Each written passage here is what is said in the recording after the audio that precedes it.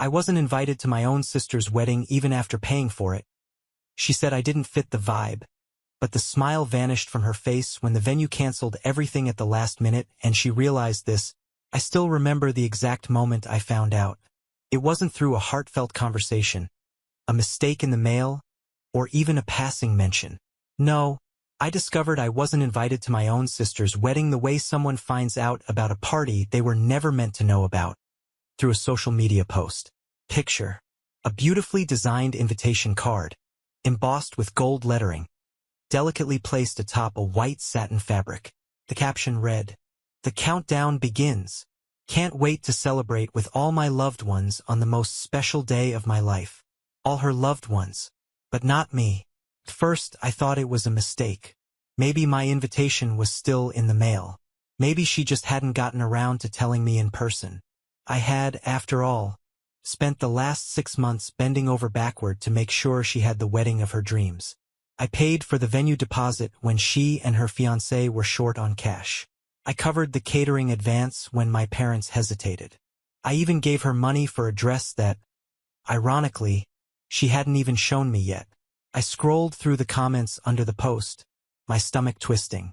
Friends, relatives, colleagues. Everyone was gushing about how excited they were to be part of the big day. Someone even joked about how exclusive the guest list must be. Exclusive. That's when the sick feeling started to creep in. I sent her a message. Nothing dramatic. Just a simple, "Hey, I saw the post. I never got my invite. Did it get lost?" I stared at my phone, waiting for the 3 little dots to appear. They didn't. An hour passed. Then 2. By the time the sun set, I had convinced myself I was overreacting. Maybe she was busy. Maybe she just forgot to reply. And then, at 10:34 p.m., my phone buzzed. "Sister, hey, I was going to talk to you about this.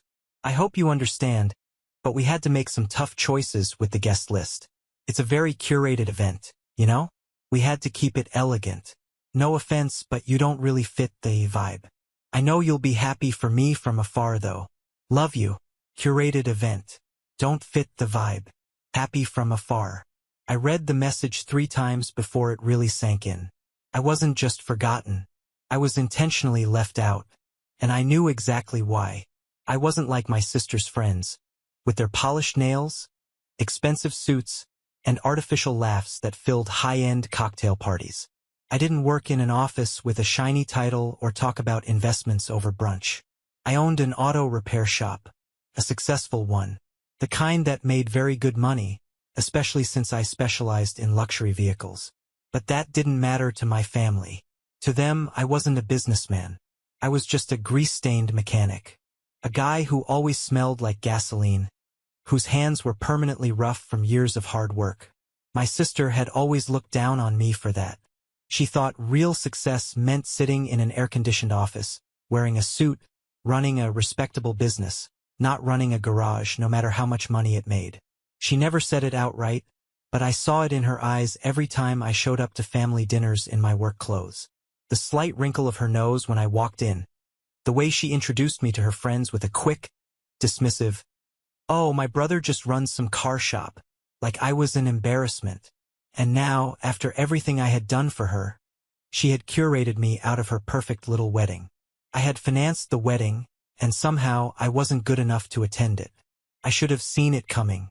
It wasn't the first time my family had made me feel like an outsider. The signs had been there for years. Small jabs at family dinners, dismissive comments about my business, the way my parents beamed with pride when my sister got promoted at her marketing firm but barely acknowledged when I expanded my shop. But no matter how they treated me, I never said no when they needed me. When my sister wanted a lavish wedding but couldn't afford it, I was the one who stepped in.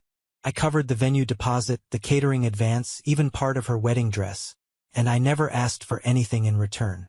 "You know how expensive weddings are," she had whined one night over dinner at my parents' house, swirling her wine glass dramatically. "If you want something nice, you have to pay for it," I had replied, half joking. "Easy for you to say," she had huffed. "You don't have student loans. You don't have to keep up a professional appearance. You wear the same boots every day." That was my sister in a nutshell. She equated success with appearances. She never cared that I built my business from the ground up, that I worked 60-hour weeks to make sure my employees had stable jobs, that I earned every damn dollar I had. To her, I was just the guy with oil-stained hands and working-class problems. But I still helped. When she and her fiancé came up short, I wired the money without hesitation. I told myself it was for family, that I wasn't doing it for recognition. Yet here I was, not even worthy of an invitation. The night I read her message, I didn't sleep. I kept going over every moment of the past few months, trying to pinpoint when exactly she decided I wasn't good enough to be seen at her wedding. Was it when I showed up to a family gathering straight from the shop, still in my uniform? Was it when she introduced me to her fancy friends as my brother? He works with cars. Like I was some random guy changing tires on the street? Or had she always thought of me this way? The next morning, I drove to my parents' house. I didn't announce myself. I wanted to hear what they'd say when they weren't expecting me. As soon as I stepped inside, I heard my mother's voice from the kitchen. "Well, you know how he is," she was saying, her tone laced with the same quiet disappointment I had grown used to. "I just don't want him embarrassing me," my sister replied. "It's going to be a sophisticated event. I can't have him showing up looking like he just crawled out from under a car." I clenched my jaw. "He's family," my dad mumbled, but his voice lacked conviction. "Exactly. And he should understand that this isn't about him," my sister snapped. "I don't need him there making people uncomfortable. He doesn't belong in that kind of setting." I had heard enough. I pushed the door open, stepping into the kitchen. My sister went pale when she saw me, my mother quickly busying herself with stirring something that didn't need stirring. "So that's how you see me?" I asked, my voice calm. My sister hesitated before straightening her shoulders. "Don't take it personally. It's just not your kind of crowd." "My kind of crowd?" I echoed, crossing my arms. "Come on, you know what I mean," she huffed. "Everyone there is from the corporate world, lawyers, executives, people who actually network. You don't have anything in common with them, right? Because I don't sit in an office and push paper all day. I must be too dumb to hold a conversation." "I never said that," she said quickly, but her face gave her away. My mother sighed. "Sweetheart, it's just a different kind of event. You have to admit you do come off a little rough sometimes. You're always in those work clothes and you don't carry yourself the way her guests do." "I own a business," I said, keeping my voice steady. "I make more money than half of those sophisticated people you're inviting. But because I don't wear a suit every day, I'm not good enough." My sister groaned. "It's not about money. It's about image. Look, you helped a lot with the wedding, and I appreciate it. But this is my day. I need everything to be perfect. I just don't think you'd fit in." There it was. The truth. It didn't matter that I had covered her bills, that I had bailed her out countless times when she overspent, that I had done more for this family than anyone else. To them, I would always be the dirty mechanic. I exhaled slowly, nodding. "Got it." "Oh, don't be like that," my mother interjected. "We'll have a nice family dinner after the honeymoon. Just us. That'll be more your style." I smiled, but it wasn't out of kindness. "You're right," I said, reaching for my car keys. "That would be more my style. Because in my world, when someone helps you, you don't turn around and treat them like garbage." I walked out before they could say another word. As I drove back to my shop, my phone buzzed with a text from my sister. "Sister, don't make this a big deal, okay? You know I love you. Hope you can still help with the final payment for the cake. It's due Friday. XO." I laughed. I laughed so hard I had to pull over. She really thought I was still going to pay. She thought I would swallow my pride like I always did. She had no idea that I was done. By the time I pulled into my shop, I had already made my decision. For years, I had been the family's safety net, the one they turned to when things got tough, the one who always said yes no matter how much it cost me. I had convinced myself it was my duty, that it was what family did. But this was the last straw. My sister didn't just take my money. She took it while looking down on me. She happily accepted every check, every transfer, every single dollar I handed her. But when it came time to acknowledge me in front of her fancy friends, I suddenly wasn't good enough. And yet, she still had the audacity to text me about paying for her wedding cake like nothing had happened. I had been played for a fool. Not anymore. I texted her back. Sorry, I wouldn't want to embarrass you by being associated with your wedding. I'm sure you'll figure it out without me. Good luck. No emojis. No fake kindness. Just a clear message. Not even 5 minutes passed before she called. I let it go to voicemail. She called again. Then my mother. Then my father. By the time I closed up shop that night, I had 12 missed calls. The next morning, I woke up to a series of frantic texts. Sister, what do you mean you're not paying? The cake is already ordered. Sister, you can't just back out. We're counting on you. Mom, sweetheart, don't be spiteful. It's just a misunderstanding. Let's talk. Dad, we raised you better than this. I stared at my phone, shaking my head. Not a single one of them apologized. Not one. I'm sorry we hurt you. Just expectations. Just the assumption that I would keep playing my role. I called my sister. She picked up on the first ring. Oh my God. Finally. Listen, I don't know what's gotten into you, but you're acting crazy. You already agreed to pay, so... I changed my mind. I cut in. Silence. What? I changed my mind? I repeated slowly, letting it sink in. I'm not paying another dime. You'll have to figure it out yourself. Are you serious right now? She screeched. You're really going to betray me like this? I laughed. Screw you over? You mean like how you conveniently forgot to invite me because I don't fit the vibe of your wedding? Or how you and Mom were talking about me like I was some embarrassment? That kind of screwing over? She huffed. Oh my God. It's not the same thing. That was about appearances. I didn't mean it in a bad way. But this is actual money, real responsibility, and it's not my problem, I said calmly. You didn't want me at your wedding? Fine. But you don't get to take my money while pretending I don't exist. You made it clear I don't belong. So I'm acting accordingly. Oh, don't be so dramatic, she snapped. You're just mad because you didn't get an invite. Grow up. I exhaled through my nose, keeping my temper in check. You know what's funny? I said. You think I'm upset about the invitation. That's not it. It's the fact that you used me, that you treated me like an ATM and still had the nerve to look down on me. That's what pisses me off. Oh, please, she scoffed. You have plenty of money. You wouldn't even miss it. And there it was. It wasn't gratitude. It wasn't even entitlement anymore. It was pure, blatant greed. You're right, I said, my voice colder now. I have plenty of money, and none of it is going to you ever again. Wait, she started, but I hung up. This time I was done. I didn't hear from her again for the rest of the week. But my parents, they wouldn't let it go. By Saturday, I was getting guilt-tripped from every angle. Your sister is under so much stress, my mom whined. Can't you just do this one thing? It's already planned, my dad added. What's a couple of thousand to you? Family helps family, my mother kept repeating, as if that was supposed to mean something. But I had heard enough. So I finally said it. Family helps family?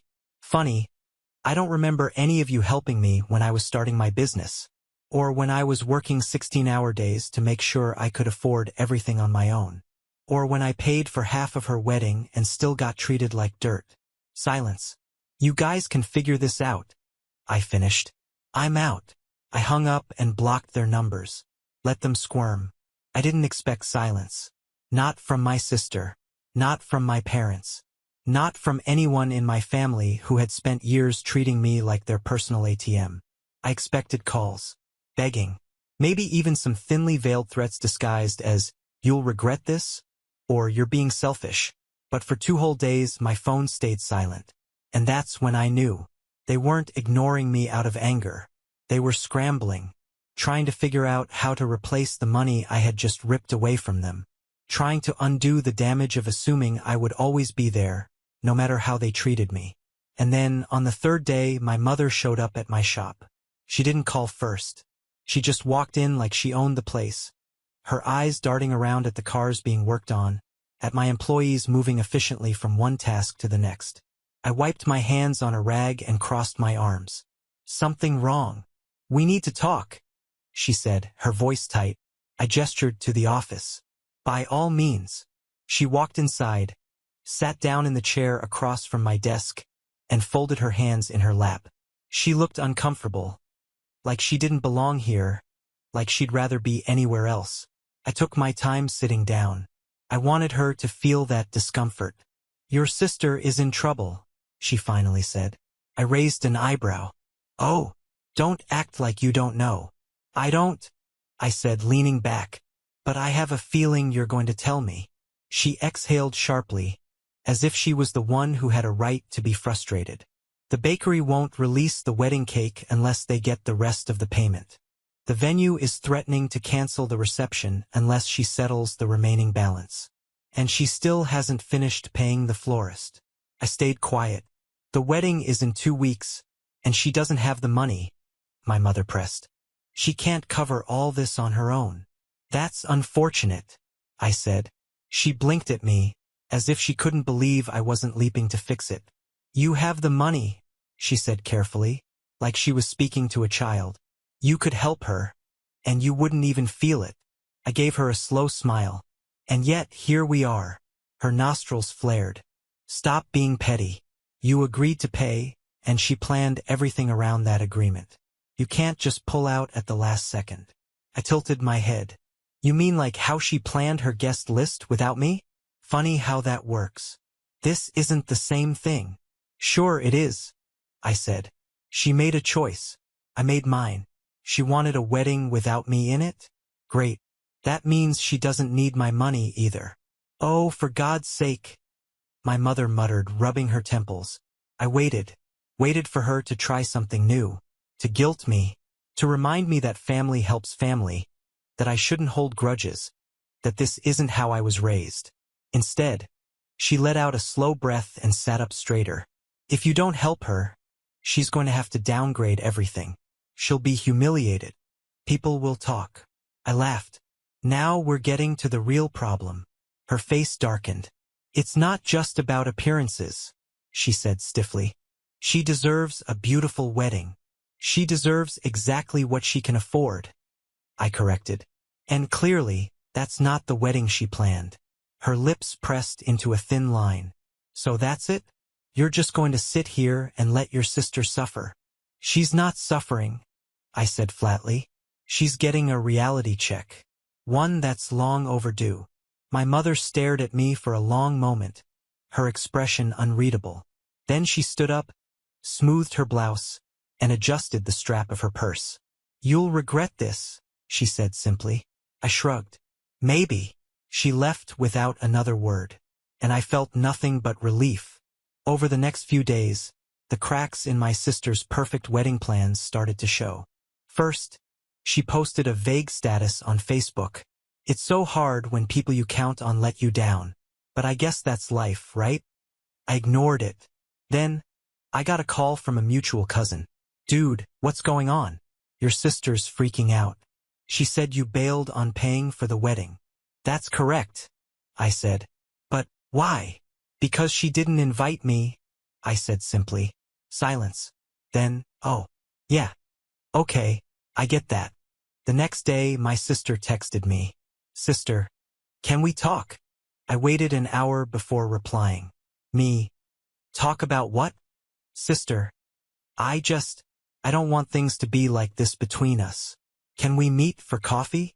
I almost laughed. She didn't want things to be like this? The same sister who had deliberately excluded me from the most important day of her life because I didn't fit her image?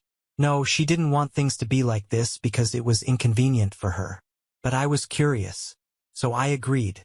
When I arrived at the coffee shop, she was already there, tapping her manicured nails against her cup. She gave me a hesitant smile. Hey, I said, sitting down. She sighed dramatically. "Look, I know you're upset." "I'm not upset," I interrupted. I just finally see things clearly. She frowned. What's that supposed to mean? It means I get it now. I'm useful when you need something. But the second I become an inconvenience to your perfect little world, you toss me aside. That's not fair, she protested. Isn't it? I leaned back. You didn't think I was good enough to be at your wedding, but my money was good enough. You can't have it both ways. She pursed her lips. I just wanted everything to be perfect. And I didn't think you'd care.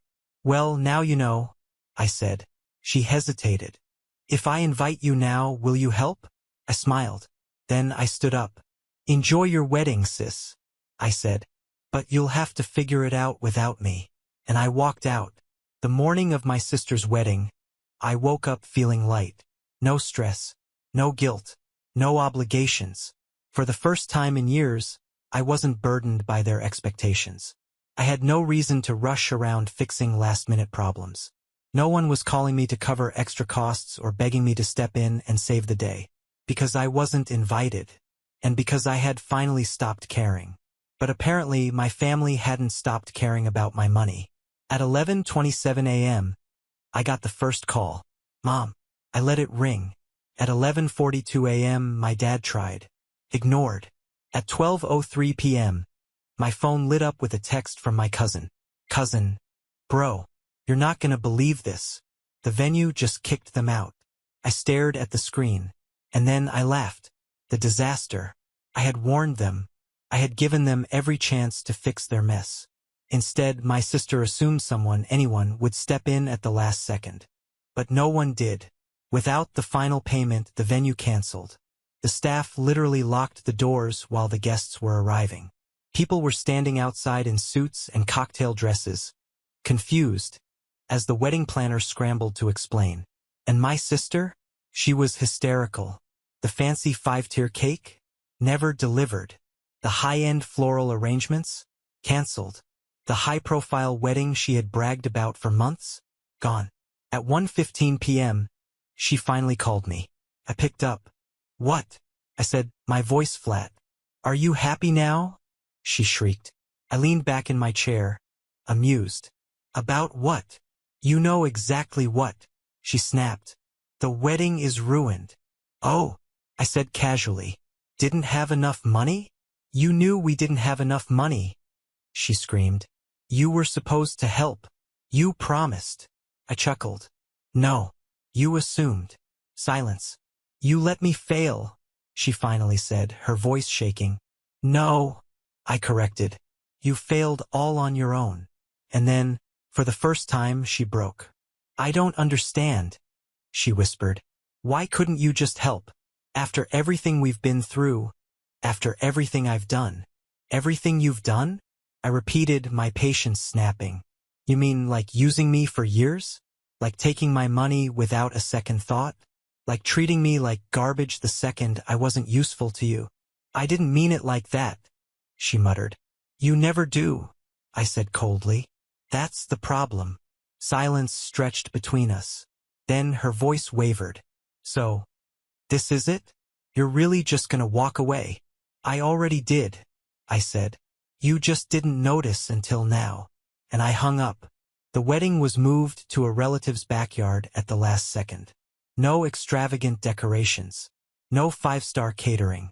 Just a last-minute setup with whatever they could throw together.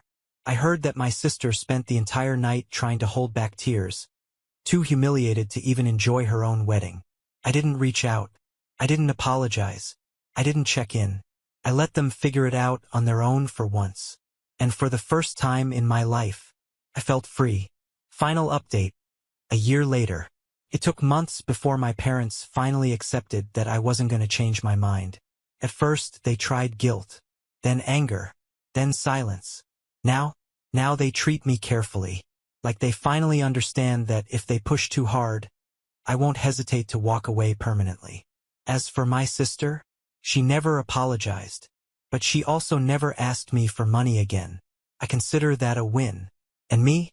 I'm still running my business, still doing just fine. Only now every dollar I earn is mine.